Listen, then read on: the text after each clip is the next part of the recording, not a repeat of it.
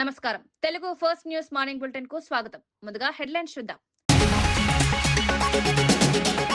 పాలన చేతగాక బీఆర్ఎస్ పై నిందలు వేస్తున్నారన్న కేటీఆర్, కరోనా కష్టకాలంలోనూ ఫీజు రియంబర్స్మెంట్ ఇచ్చామన్న కేటీఆర్, కేసీఆర్ కు పేరొస్తుందని ఐటీ హబ్లను పక్కన పెట్టారని ఆరోపణ.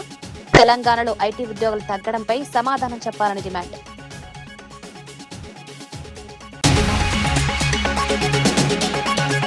చెరువులు ప్రభుత్వ భూముల పరిరక్షణ కోసమే హైడ్రా అన్న కాంగ్రెస్. తెలంగాణలో కాంగ్రెస్ తెచ్చిన అతిపెద్ద సంస్కరణ హైడ్రా. ప్రభుత్వ భూముల కబ్జాదారులపై హైడ్రా చర్యలు, న్యాయస్థానాలను గౌరవిస్తూ ఆక్రమణలపై చర్యలు చేపడతామన్న కాంగ్రెస్.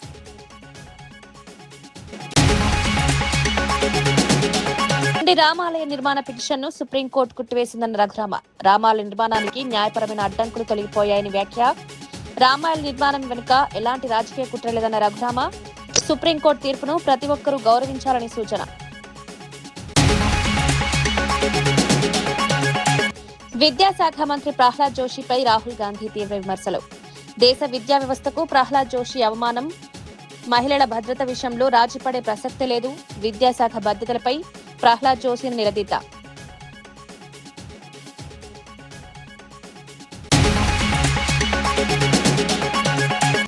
సోషల్ మీడియా తప్పుడు ప్రచారంపై Bonda Uma fire. Party line దాటినట్లు జరుగుతున్న ప్రచారంలో నిజం లేదన్న బోండా. అంబటి రాంబాబును కలవడాన్ని వక్రీకరించి ప్రచారం చేస్తున్నారని ఆరోపణ. పార్టీ నాయకత్వానికి పూర్తి వివరణ ఇచ్చారని స్పష్టం. చెరువులు, నాలాలు, కుంటలు, ప్రభుత్వ భూములను ఆక్రమించిన వారిపై హైడ్రా ప్రణాళికాబద్దంగా చర్యలు తీసుకుంటోందని కాంగ్రెస్ నేతలు పేర్కొన్నారు. ప్రభుత్వ భూములను ఆక్రమించిన కొందరు కబ్జాదారులు కోర్టు తప్పుదోవ పట్టిస్తూ కంటెంప్ట్ ఆఫ్ కోర్టు కేసులు వేస్తున్నారని ఆరోపించారు. తెలంగాణలో కాంగ్రెస్ ప్రభుత్వం తీసుకొచ్చిన అతిపెద్ద సంస్కరణల్లో హైడ్రా ఒకటని తెలిపారు. చెరువులు, నాలాలు, పార్కులు, ప్రభుత్వ స్థలాలను ఆక్రమణల నుంచి కాపాడమే హైడ్రా ప్రధాన లక్ష్యమని స్పష్టం చేశారు. నగరంలో సహజ నీటి ప్రవాహ మార్గాలను పరిరక్షించడం ద్వారా భవిష్యత్తులో వరద సమస్యలు తగ్గించేందుకు చర్యలు చేపడుతున్నట్లు పేర్కొన్నారు. ప్రభుత్వ ఆస్తులను కాపాడే విషయంలో ఎలాంటి ఒత్తిళ్లకు తలగ్గకుండా హైడ్రా పనిచేస్తోందని తెలిపారు.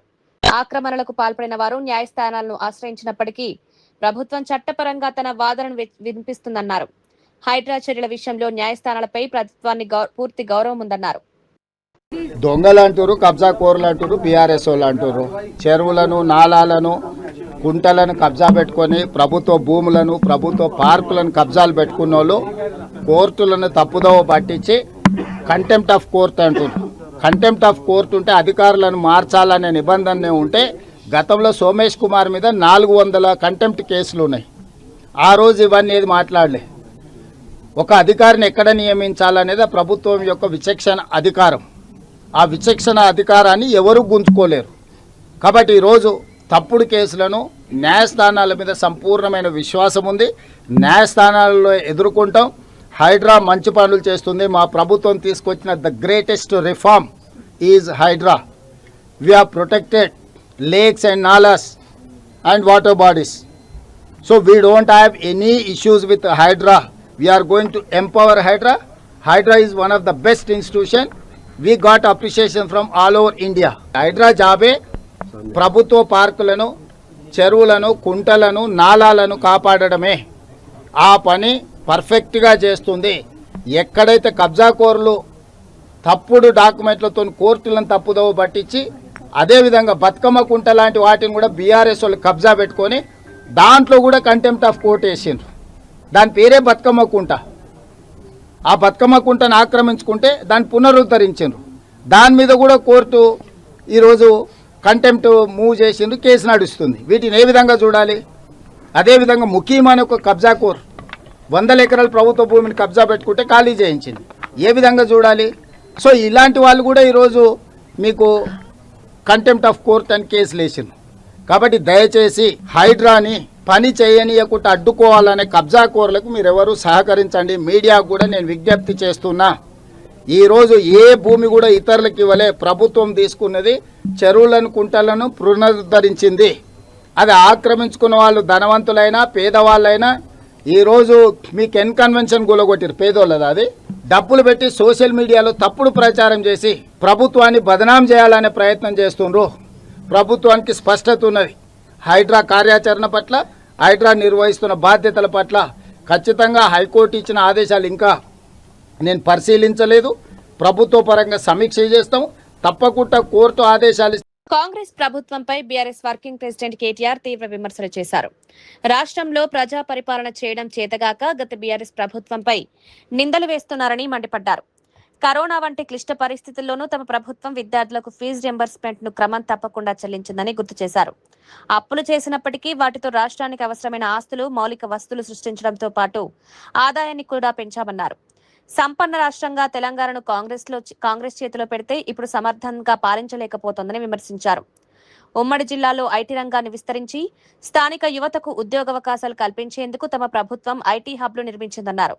అయితే ఆ హబ్లను వినియోగిస్తే కేసీఆర్ కు పేరొస్తుందనే కారణంతో ప్రస్తుత ప్రభుత్వం వాటిని పక్కన పెడుతోందని ఆరోపించారు. రాష్ట్రంలో ఐటీ ఉద్యోగాలు తగ్గుతున్న పరిస్థితిపై ముఖ్యమంత్రి రేవంత్ రెడ్డి సమాధానం చెప్పాలని డిమాండ్ చేశారు. శాతగానోడు అసమర్థుడు అదంటారు కదా, చెల్లని నానానికి గీతలు ఎక్కువ, శాతగానోడికి మాటలు ఎక్కువ. మేము అధికారంలోకి వచ్చినప్పుడు 2014లో ఫీజు రింబర్స్మెంట్ బకాయిలు లేవా? It's continuous process brother. Previous year బకాయిలు నెక్స్ట్ ఇయర్ కడతాం, అరియర్స్ అంటారు వాటి. అది కామన్ ప్రాక్టీస్. అది governance is continuous. Governance is an institution. అది వరుసగా ఇప్పుడు మా కిరణ్ కుమార్ రెడ్డి ప్రభుత్వం తర్వాత మా గవర్నమెంట్ వచ్చింది, కాంగ్రెస్ ప్రభుత్వం తర్వాత. మరి మాకు లేకుండానే 4,000 కోట్ల బకాయిలు కట్టినామా లేదా? 10 ఏళ్లలో 20,000 కోట్ల బకాయిలు కట్టినాం. ఆర్థిక వ్యవస్థ అతలాకుతలమైన కరోనా వల్ల ఎక్కడ పిల్లలకు బకాయిలు పెట్టి ఇబ్బంది పెట్టలేదు. అదే మీరు మాట్లాడితే గత బకాయిలు ఉంటాయి కదా, పాత కొత్త గ్రోల్ ఓవర్ కాకపోతే ఏమైతే? మేము అధికారంలోకి వచ్చిన 72,000 కోట్ల అప్పులతో రాష్ట్రాన్ని మాకు అప్పచెప్పినారు. మేము దిగిపోయిన నాడు 3,52,000 కోట్లు మొత్తం అప్పు. అందులో తీసేస్తే 72,000 తీస్తే మేము చేసింది 2,80,000 కోట్ల అప్పు. న్యాచురల్గా నీకు వస్తుంది కదా, నెక్స్ట్ ఆస్తి వస్తుంది, అప్పు వస్తుంది. మరి మేము అధికారంలోకి వచ్చినాడు మొదటి నెలలో రాష్ట్ర రెవెన్యూ 4,000 కోట్లు, మేము దిగిపోయినాడు 18,500 కోట్లు. ఆస్తి పెంచాము, అప్పు కూడా కొంత పెరిగింది. కానీ దివ్యమైన రాష్ట్రాన్ని చేతిలో పెడితే నడపడం చేతగాక నోటికొచ్చిన మాగుడు ఇవాళ ఐటీ రంగంలో ఉద్యోగాలు పోతున్నాయి. సమాధానం చెప్తాడా రేవంత్ రెడ్డి? ఎందుకు పోతున్నాయి? ఎందుకు? నీ ప్రభుత్వమే చెప్తుంది కదా, నేను చెప్పడం కాదు. గవర్నర్ అడ్రస్లో, బట్టి విక్రమార్క గారి బడ్జెట్ అడ్రస్లో మీరే చెప్పారు 9,39,000 ఉద్యోగాలు ఉన్నాయని. మరి 9,46,000 నుంచి 9,39,000కు ఎందుకు పడ్డాయి?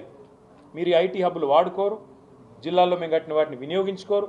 అవి కేసీఆర్ ఆనవాళ్ళు కాబట్టి జీర్ణించుకోలేరు. మేమేం చేయాలి దాన్ని? హైదరాబాద్ లోని ఖాజాగూడ చెరువు ఆక్రమణలపై ఫిర్యాదులు అందిన తర్వాత హైడ్రా చర్యలు చేపట్టిందని కాంగ్రెస్ నేతలు తెలిపారు. 10 మంది ఎమ్మెల్యేలతో కలిసి ఖాజాగూడ చెరువు పరిధిలో జరిగిన ఆక్రమణలపై ఫిర్యాదు చేసినట్లు వెల్లడించారు. ఫిర్యాదులను పరిశీలించిన హైడ్రా అధికారులు చెరువు పరిధిలో ఉన్న అక్రమ నిర్మాణాలను గుర్తించి తొలగింపు చర్యలు చేపట్టారని పేర్కొన్నారు. ఆక్రమణలను తొలగించిన తర్వాత ప్రస్తుతం చెరువు పునరుద్ధరణ అభివృద్ధి పనులు కొనసాగుతున్నాయని తెలిపారు. చెరువులను కాపాడటం, వాటి అసలు విస్తీర్ణాన్ని పరిరక్షించడం, భవిష్యత్తులో మళ్లీ ఆక్రమణలు జరగకుండా చర్యలు తీసుకోవడమే హైడ్రా లక్ష్యమన్నారు. హైదరాబాద్ లోని చెరువులు, నాలాలు, ప్రభుత్వ భూముల పరిరక్షణకు ప్రభుత్వం ప్రాధాన్యమిస్తోందన్నారు. మరోవైపు హైడ్రాపై నమోదవుతున్న కోర్టు ధిక్కరణ కేసుల విషయంలో న్యాయ వ్యవస్థపై తమకు పూర్తి గౌరవం ఉందని స్పష్టం చేశారు. ఒక లేక్ డెవలప్మెంట్ లాగా చేస్తున్నారు. Contempt of cases different. Government పైన ఈరోజు కంటెంప్ట్ ఆఫ్ కేసెస్ గురించి గవర్నమెంట్ పైన మాట్లాడుతుంది. కంటెంప్ట్ ఆఫ్ కోర్ట్ అనేది నిజంగా కోర్టు జడ్జి ఏది చెప్పినా కానీ న్యాయస్థానం పైన నమ్మకం ఉన్నది. దాంట్లో మనకు ఆప్షన్ ఉంది. డిస్ట్రిక్ట్ కోర్టులో ఓడిపోతే హైకోర్టుకి పోవచ్చు, సింగిల్ బెంచ్కి. సింగిల్ బెంచ్లో ఓడిపోతే డబుల్ బెంచ్కి పోవచ్చు. డబుల్ బెంచ్లో ఓడిపోతే మనకు సుప్రీంకోర్టు కూడా ఉన్నది. సో అల్టిమేట్ సుప్రీంకోర్టు వరకు ఉన్నది ఆప్షన్. కాబట్టి న్యాయస్థానం ఏదైతే మనది ఉన్నదో దాని ప్రకారం. కేంద్ర విద్యాశాఖ మంత్రి ప్రహ్లాద్ జోషిపై కాంగ్రెస్ నేత రాహుల్ గాంధీ తీవ్ర వ్యాఖ్యలు చేశారు. మహిళలపై లైంగిక నేరాలకు పాల్పడిన వారిని రక్షించే వ్యక్తి విద్యాశాఖ బాధ్యతలు నిర్వహించడం సరికాదంటూ సోషల్ మీడియా వేదికగా విమర్శించారు. ప్రహ్లాద్ జోషిపై తీవ్ర పదజాలంతో స్పందించిన రాహుల్ దేశ విద్యా వ్యవస్థకు, ప్రతి విద్యార్థికి ఆయన అవమానకరమని వ్యాఖ్యానించారు. కోట్లాది మంది యువతులు చదువుతున్న విద్యా సంస్థలకు సంబంధించిన శాఖ ఆయన ఆధీనంలో ఉండటాన్ని భారత మహిళలు అంగీకరించారని పేర్కొన్నారు. అంతకుముందు కాంగ్రెస్ ఎంపీ ప్రియాంక గాంధీ చేసిన ఆరోపణలను ప్రహ్లాద్ జోషి ఖండించిన నేపథ్యంలో రాహుల్ గాంధీ ఈ వ్యాఖ్యలు చేశారు. కేంద్ర ప్రభుత్వంలో కీలక బాధ్యత నిర్వహించే వ్యక్తుల విషయంలో జవాబుదారీతనం ఉండాలని కాంగ్రెస్ డిమాండ్ చేస్తోంది. Something to think about is the education minister of India, who after all these young people were protesting about the education system, and so many girls are protesting, they've been beaten, they've been thrashed. The BJP puts a man who is a defender of rapists. That's the most filthy type of man. There can be no filthier man than somebody who says that rapists need protection. That is the education minister of India today. It's strange. It's a strange reaction from the Prime Minister that there are so many people in his cabinet. He could have chosen any one of them, but he chooses a person who protects rapists. It's quite amazing. Visakhapatnam జిల్లా గాజువాకలోని AP IIC రీఫ్రాక్టరీస్ భూముల వ్యవహారంలో deputy speaker Raghurama Krishnam Raju కీలక వ్యాఖ్యలు చేశారు. సంబంధిత భూములను ప్రభుత్వం స్వాధీనం చేసుకునే దిశగా చర్యలు చేపడుతున్నట్లు వెల్లడించారు. ఈ అంశంపై అసెంబ్లీ పిటిషన్స్ కమిటీ ప్రత్యేకంగా సమావేశమై పరిస్థితిని సమీక్షించింది. సమావేశంలో ఎమ్మెల్యేలు పల్లా శ్రీనివాసరావు, కొనతాల రామకృష్ణతో పాటు సంబంధిత అధికారులు పాల్గొన్నారు. ఏపీ ఐఐసి రీఫ్రాక్టరీస్ భూముల ప్రస్తుత పరిస్థితి, వాటికి సంబంధించిన వివాదాలు, ప్రభుత్వానికి ఉన్న అవకాశాలపై కమిటీ చర్చించింది.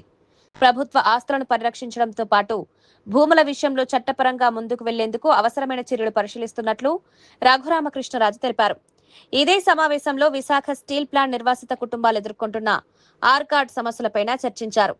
నిర్వాసితులకు సంబంధించిన సమస్యలను పరిష్కరించేందుకు సంబంధిత శాఖల నుంచి వివరాలు తెలుసుకున్నట్లు తెలిపారు. పెండింగ్ సమస్యలకు సాధ్యమైనంత త్వరగా పరిష్కారం చూపేలా పిటిషన్ కమిటీ పనిచేస్తోందని పేర్కొన్నారు.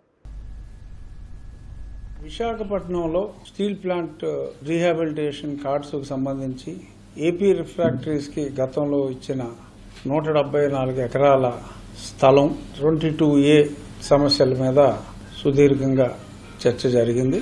ముఖ్యంగా ఏపీఐఐసి ఇండస్ట్రీస్ డిపార్ట్మెంట్ వారితో చర్చ జరిగింది. గాజువాక నియోజకవర్గంలో అగనంపూడి హైవేకి ఆనుకొని 173 ఎకరాలు రిఫ్రాక్టరీస్ ల్యాండ్ ఉందండి. అంటే ఇది 1991లో ఏపీఐఐసి వారు, అప్పుడు ఐడిసి అనేవారు, వాళ్ళు ఏం చేశారంటే ఒక రిఫ్రాక్టరీ కంపెనీకి ఇవ్వడం జరిగింది.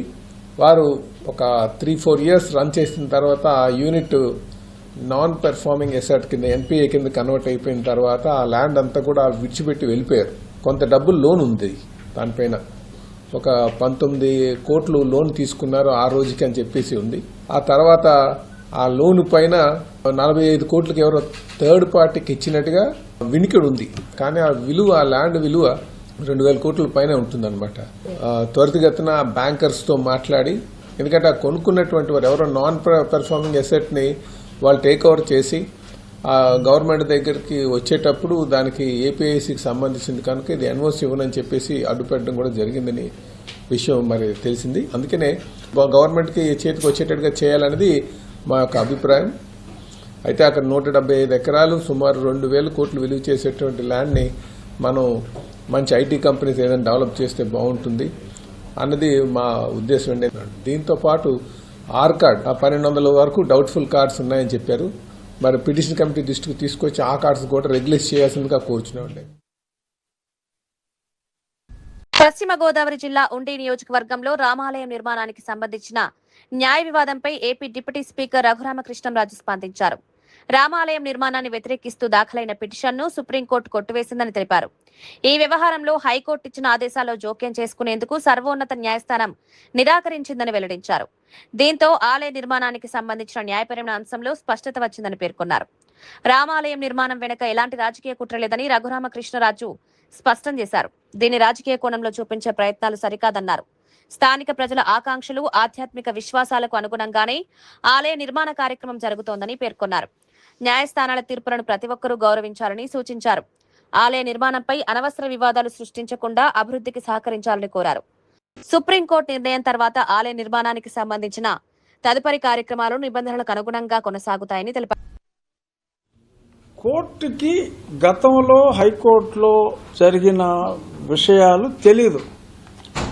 సో ముందుగా హైకోర్టులో ఏదన్నా ఉంటే మీరు హైకోర్టులో వేసుకోవచ్చు కదా అని సుప్రీంకోర్టు అన్నప్పుడు మా న్యాయవాది ఆల్రెడీ కోర్టులో ఇది ఆర్డర్ వచ్చింది, మేము అక్కడ సబ్మిట్ చేసామని చెప్పి ఆయన చదివి వినిపించిన తర్వాత, already the matter is disposed by High Court, then where is any point, there is no point in interfering అని చెప్పి ఇమ్మీడియట్గా సుప్రీంకోర్టు ఆ ఇష్యూని వీఆర్ డిస్మిసింగ్ అని చెప్పి చెప్పడం జరిగింది. దేవాలయ నిర్మాణం గన్నవరం దగ్గర, ఆశ్రమం దగ్గర ఆల్మోస్ట్ 70% చెక్కటం అంతా అయిపోయింది. నవంబర్ నెలాఖరికి ఆలయం పూర్తి చేస్తామని చెప్పి వాళ్ళు చెప్పడం జరిగింది.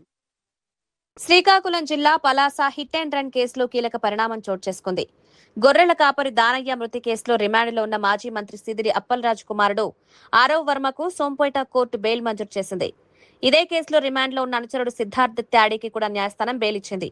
ఈ ఘటనకు సంబంధించి పోలీసులు కేసు నమోదు చేసి దర్యాప్తు చేపట్టగా ఆరవ్ వర్మతో పాటు సిద్ధార్థ్ను అరెస్ట్ చేసి రిమాండ్కు తరలించారు. అనంతరం ఇద్దరు బెయిల్ కోరుతూ న్యాయస్థానాన్ని ఆశ్రయించడంతో విచారణ జరిపిన కోర్టు బెయిల్ మంజూరు చేసింది. మరోవైపు ఇదే కేసుకు సంబంధించి మాజీ మంత్రి సిదిరి అప్పలరాజు దాఖలు చేసిన బెయిల్ పిటిషన్పై విచారణ పూర్తయింది. అయితే ఆయన పిటిషన్పై తీర్పును న్యాయస్థానం రిజర్వ్లో ఉంచింది. దీంతో అప్పలరాజు బెయిల్ విషయంలో కోర్టు ఎలాంటి నిర్ణయం వెల్లడిస్తుందని ఆసక్తికరంగా మారింది.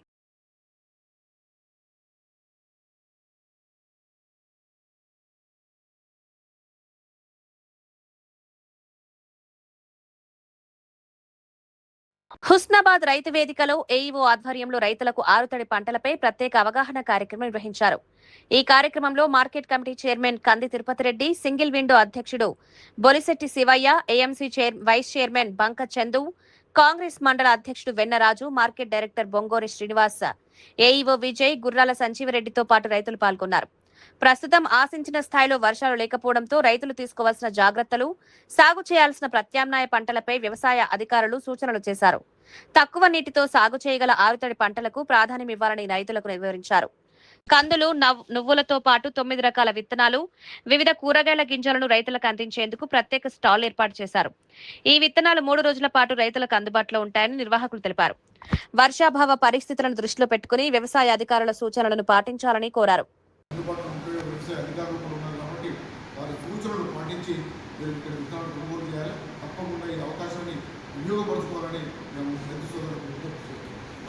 అభిమానులు, యాంటీ ఫ్యాన్స్ మధ్య జరిగే గొడవలు, సోషల్ మీడియా ట్రోలింగ్ పై సినీ నటుడు అల్లు అర్జున్ కీలక వ్యాఖ్యలు చేశారు.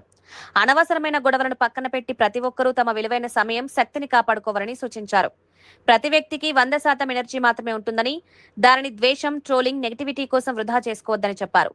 మనకు నచ్చని విషయాలు, నచ్చని హీరోల గురించి నిరంతరం విమర్శలు చేస్తూ సమయాన్ని వృధా చేసుకోవడం కంటే వాటిని పట్టించుకోకుండా ఉండడం మంచిదన్నారు.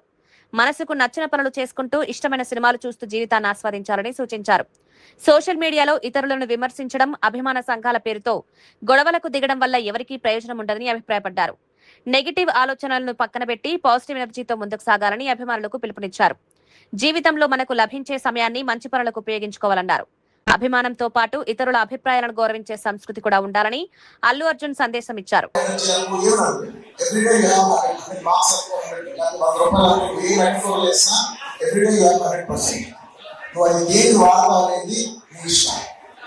నేనేం చెప్తానంటే ఈ 100% ఎనర్జీ నీకు నచ్చిన విషయాలు నీకు నచ్చిన విషయాలు మాత్రం 1% కూడా ఖర్చు పెట్టి నీకు ఎవరైనా నచ్చలేదా వాళ్ళని నువ్వు హేట్ చేసి, వాళ్ళని నువ్వు ట్రోల్ చేసి నీ టైం నువ్వు వేస్ట్ చేసుకోవద్దు. నచ్చలేదా వదిలే.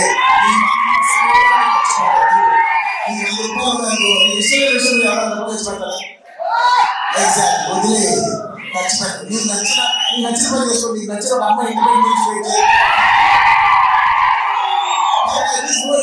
చేస్తావు అంతే తప్ప నేను అడిగేదల్లా ఏంటంటే please don't. It's beautiful energy. అందరూ కలెక్టివ్ బ్యూటిఫుల్ ఎనర్జీ.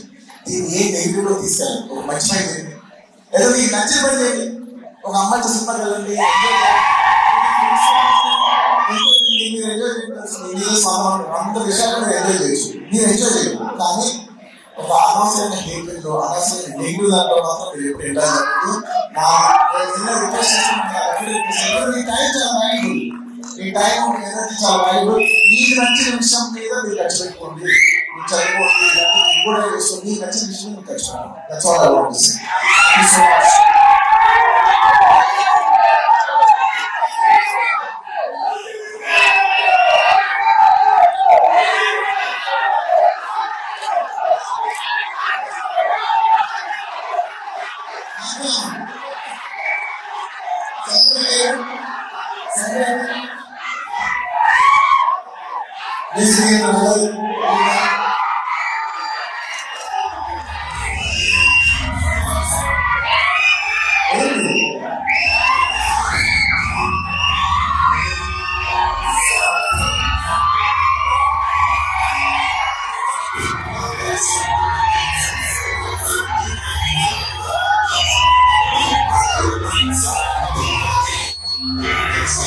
క్యూబాపై అమెరికా విధిస్తున్న ఆర్థిక వాణిజ్య ఆంక్షలను వ్యతిరేకిస్తూ ప్రపంచవ్యాప్తంగా ప్రజలు ఆ దేశానికి అండగా నిలవాలని సిపిఎం రాష్ట్ర కార్యవర్గ సభ్యుడు ఎండి జహంగీర్ పిలుపునిచ్చారు. ఆలేరులోని టీఎన్జీఓఎస్ భవనంలో ఆలేరు అధ్యయన వేదిక ఆధ్వర్యంలో అమెరికా సామ్రాజ్యవాదాన్ని ప్రతిఘటిద్దాం, క్యూబాకు అండగా నిలబడదామనే అంశంపై సెమినార్ నిర్వహించారు. మొరగాడి రమేష్ అధ్యక్షతన జరిగిన కార్యక్రమానికి జహంగీర్ ముఖ్య అతిథిగా హాజరయ్యారు. దశాబ్దాలుగా క్యూబాపై అమెరికా విధిస్తున్న ఆర్థిక వాణిజ్య ఆంక్షలు ఆ దేశ అభివృద్ధికి ఆటంకంగా మారాయని విమర్శించారు. ఎన్ని ఒత్తిళ్లు ఎదురైనా ఆత్మగౌరవంతో సోషలిస్టు విధానాలతో ముందుకు సాగుతున్న క్యూబా పోరాటం ప్రపంచానికి ఆదర్శమని పేర్కొన్నారు. సెమినార్లో పాల్గొన్న వామపక్ష పార్టీల నేతలు అమెరికా ఆధిపత్య విధానాలను వ్యతిరేకించాలని ప్రజలకు పిలుపునిచ్చారు. క్యూబా ప్రజలకు సంఘీభావం ప్రకటించడంతో పాటు వారికి మద్దతుగా నిధులు సేకరించాలని కోరారు. మరి చిన్న జనాభా ఉన్నటువంటి విస్తారమైనటువంటి భూభాగం ఉండగా ఎందుకు మొత్తం ప్రపంచాన్ని శాసిస్తున్నది, ప్రపంచాన్ని అన్ని దేశాలను తన కంట్రోల్లో పెట్టుకోవాలని చెప్పి చూస్తున్నది ఏంటి? దాని దగ్గర ఉన్నటువంటి శక్తి ఏమిటి? అన్ని దేశాలు అమెరికాకి ఎందుకు భయపడుతున్నాయి? అన్ని దేశాలు భయపడింది మామూలు కాదు. తన మిత్ర దేశాలు కూడా 70 దేశాలు భయపెట్టించింది ఈ మధ్య కాలంలో. తన ఫ్రెండ్స్ని కూడా భయపెట్టించింది. తన ఫ్రెండ్స్ ఉన్నటువంటి కెనడాను, ఇటలీని, జర్మనీని, ఫ్రాన్స్ని, బ్రిటన్ అన్ని దేశాలను కూడా భయపెట్టిస్తున్నది. ఇప్పుడు డెవలప్ అవుతున్నటువంటి చిన్న చిన్న దేశాలను భయపెట్టిస్తున్నది. మనలాంటి డెవలప్ అవుతున్నటువంటి దేశాన్ని కూడా భయపెట్టిస్తున్నది. ఏంటి అమెరికా దగ్గర అగ్నిశక్తి? అయితే ఈ టాపిక్ ఎందుకు పెట్టాల్సి వచ్చింది? ఇప్పుడు దీని మీదనే ఆలేరులో ఎందుకు చర్చ పెట్టాల్సి వచ్చింది? కారణం ఏంటంటే ఇప్పుడు లేటెస్ట్గా జరుగుతున్న విషయాలు ఉన్నాయి. క్యూబా అనేటువంటి ఒక చిన్న దేశం మీద ఎందుకు అంటారు? పాలన చేతగాక బీఆర్ఎస్ పై నిందలు వేస్తున్నారన్న కేటీఆర్, కరోనా కష్టకాలంలోనూ ఫీజు రియంబర్స్మెంట్ ఇచ్చామన్న కేసీఆర్ కు పేరొస్తుందని ఐటీ హబ్లను పక్కన పెట్టారని ఆరోపణ. తెలంగాణలో ఐటీ ఉద్యోగులు తగ్గడంపై సమాధానం చెప్పాలని డిమాండ్.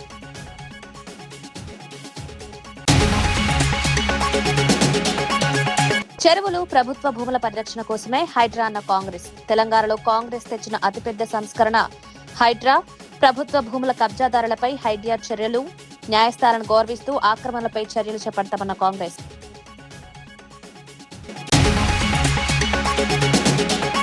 రామాలయ నిర్మాణ పిటిషన్ను సుప్రీంకోర్టు కొట్టివేసిందన్న రఘురామ. రామాలయ నిర్మాణానికి న్యాయపరమైన అడ్డంకులు తొలగిపోయాయని వ్యాఖ్య. రామాలయ నిర్మాణం వెనుక ఎలాంటి రాజకీయ కుట్ర లేదన్న రఘురామ. సుప్రీంకోర్టు తీర్పును ప్రతి ఒక్కరూ గౌరవించాలని సూచన. విద్యాశాఖ మంత్రి ప్రహ్లాద్ జోషిపై రాహుల్ గాంధీ తీవ్ర విమర్శలు. దేశ విద్యా వ్యవస్థకు ప్రహ్లాద్ జోషి అవమానం. మహిళల భద్రత విషయంలో రాజీపడే ప్రసక్తే లేదు. విద్యాశాఖ బాధ్యతలపై ప్రహ్లాద్ జోషిని నిలదీత.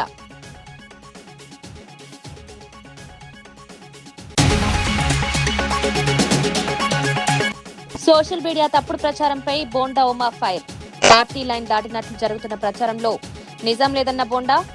అంబటి రాంబాబును కలవడాన్ని వక్రీకరించి ప్రచారం చేస్తున్నారని ఆరోపణ. పార్టీ నాయకత్వానికి పూర్తి వివరణ ఇచ్చారని స్పష్టం.